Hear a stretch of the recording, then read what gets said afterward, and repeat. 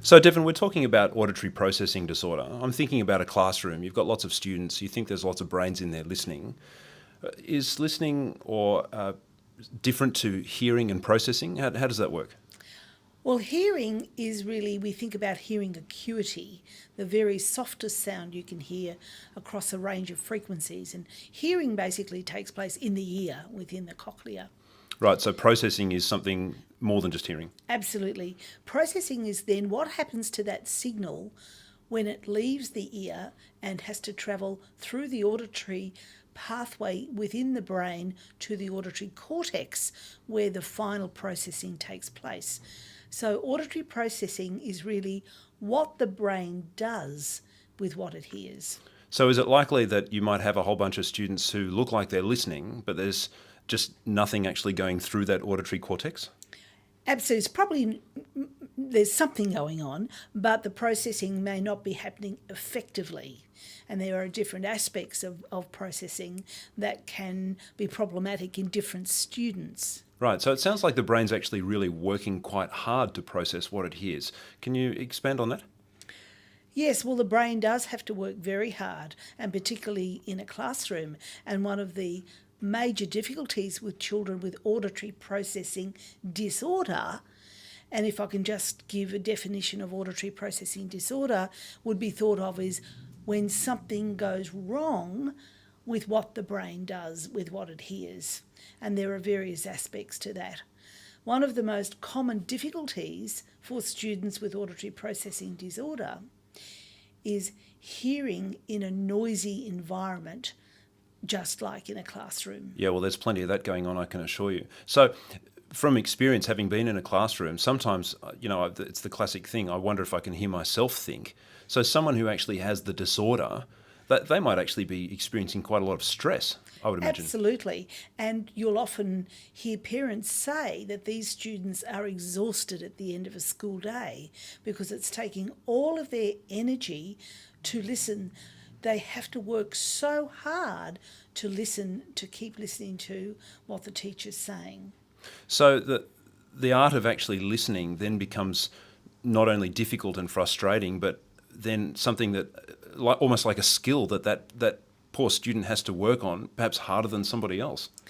Very much so, and also working harder at it really doesn't help them very much because there are glitches in the brain that is preventing them from processing accurately.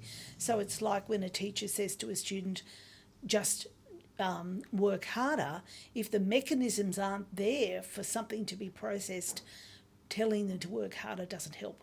So we're going to cover this, my next question, a little bit more in further videos. But I'm assuming then that someone who has auditory processing disorder might actually be identifiable in a classroom, perhaps by their behaviour or their facial expressions. They might look a bit stressed out. Yes, that could be a factor. One of the most common issues would be when they seem to be not paying attention or where they lose attention after a time. Auditory processing disorder can often be confused with an attention deficit. But when we look at our students with auditory processing, we find that they only have a problem maintaining attention when it's a listening situation. It's like the brain gets overloaded with auditory information. Right, okay. So what you're suggesting is that something that we could be looking at as purely a behavioural problem is actually a lot deeper than that. Absolutely. Wow. Yeah. And so are we talking about the fact that maybe some of these things could be misdiagnosed? Like a kid could say, look, I've got ADD, or, they're taking pills, whereas actually if you think about it a little bit more deeply, I'm assuming that clinicians or doctors or whoever would have done their proper analysis, but is it possible that these things can be misdiagnosed? Absolutely, it can be misdiagnosed, and it's only when you've got a very informed person doing the assessment who's very aware of auditory processing disorder that you're able to make those fine distinctions, whether it is auditory processing or an attention difficulty. That being said, though, there are students who have both conditions, and that's not uncommon as well. Right, okay.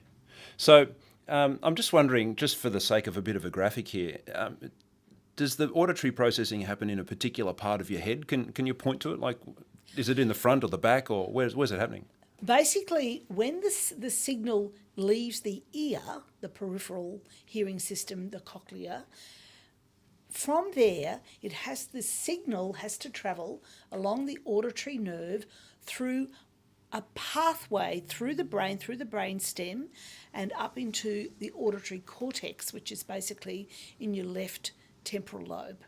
So that is where language and speech sounds are processed. Right. So things can go wrong anywhere along that pathway. Wow, so it's quite a complex path. The way I'm hearing it is that there could be many places where there could be a dysfunction or a disorder which could perhaps compound the problem. That's right. The research into this really began with looking at adults who had a brain injury, either through stroke or a tumour or a head injury, where they lost a function, an auditory processing Right. function. So they could look at that part of the brain and they could look at the function that was lost and say, well, that part of the brain is responsible for that function. Wow. But over time, we've taken those same tests that came out of adult research to say, well, in a child, they don't have an injury to the brain, but parts of those brain pathways are not developed or not functioning as they should to be able to process effectively.